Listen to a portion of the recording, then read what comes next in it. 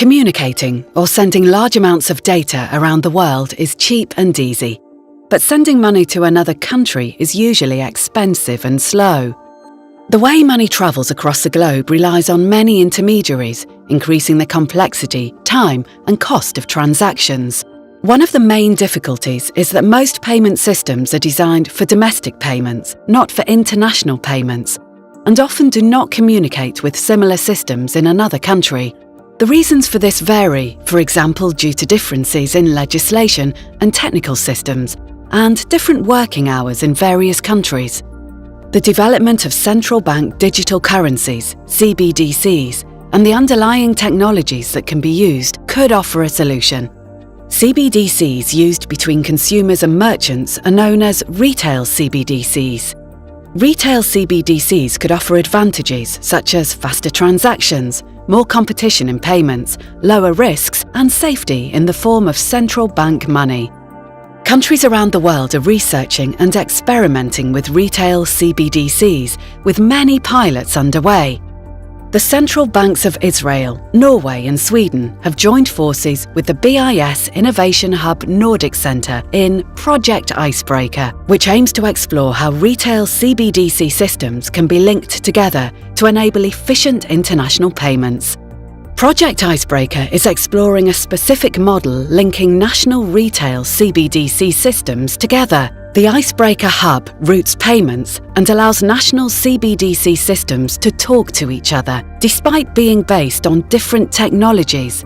In this project, different distributed ledger technologies used by each country for their proof-of-concept CBDC systems were connected to the Icebreaker Hub. Let's see how this works. Say Alice in Stockholm wants to send money to Noah in Tel Aviv to pay for a camera she bought online.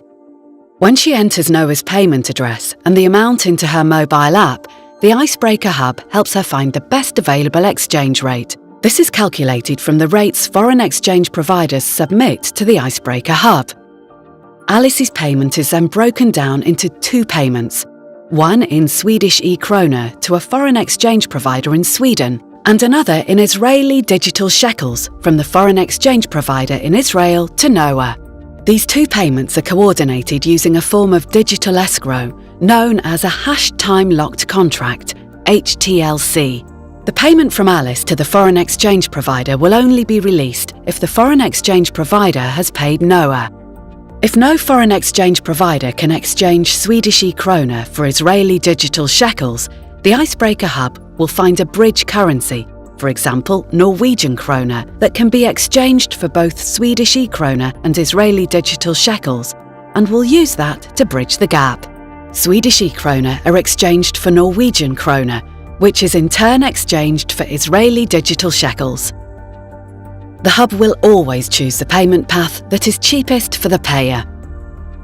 The benefits of the model demonstrated in the project are: it enables cross-border interoperability, allowing systems with different technologies to talk to each other in a standardized way. It reduces settlement and counterparty risk by the use of coordinated payments in central bank money. It allows increased competition and choice for consumers by decoupling payers from specific foreign exchange providers, as well as through the use of bridge currencies. It helps reduce costs. It helps achieve increased cross-border reach. It is scalable, easily connecting the systems of many countries. It is fast, transactions take just seconds to complete, and CBDC does not need to leave a national CBDC system. Project Icebreaker has demonstrated that central banks can implement different technologies for their national CBDC systems that meet their needs and enable cross-border payments with minimal requirements.